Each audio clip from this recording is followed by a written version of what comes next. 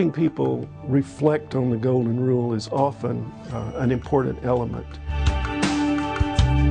Helping them understand that treating another person as they would like to be treated is the very basic foundation of good relationships. In Jewish tradition, we actually say a blessing, where we thank God when we see somebody that really looks different than us. And that blessing is to remind us it's not that I am me and that person is the other, but that both of us are created in the image of God. And in addition, I think that it's also important to understand that the most frequent commandment in all of the 5 books of Moses is not love God or love your fellow human being, but be kind to the stranger. There's a tradition in Hinduism that goes back much earlier than either Christianity or Judaism of greeting each person that you encounter with namaste, which is a way of saying, I see in you a reflection of divinity. And the response to namaste is namaste. I see in you a reflection of divinity.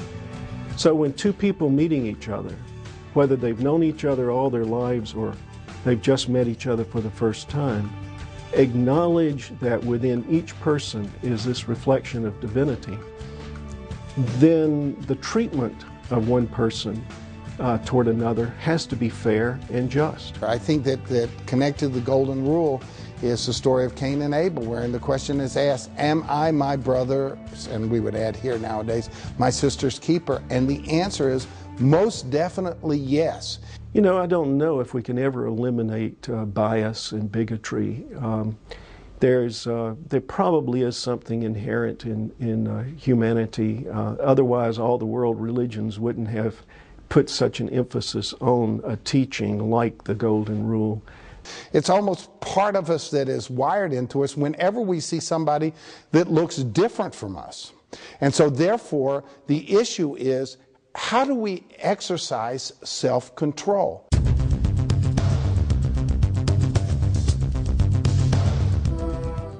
One of the things that gives me hope is seeing organizations like NCCJ and the work that they're doing in the schools and with Anytown to help young people understand the value and the importance of cultural diversity and inclusiveness and fairness.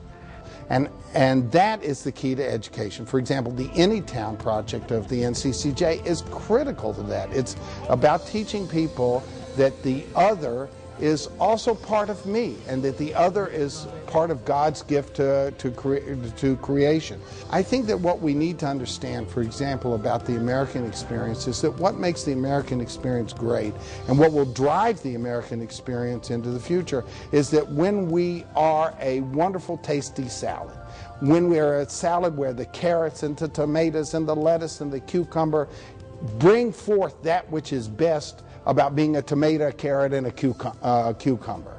Not when we take that salad and put it into a Cuisinart or some sort of food processor. That might work for babies, but it does not work for adults, and it does not work for our country. The most specific thing that can move us forward and help this ideal of the Golden Rule become even more pervasive in our society is a very difficult thing, and that is for individuals to be willing to speak up and to name discrimination, to name prejudice when they see it.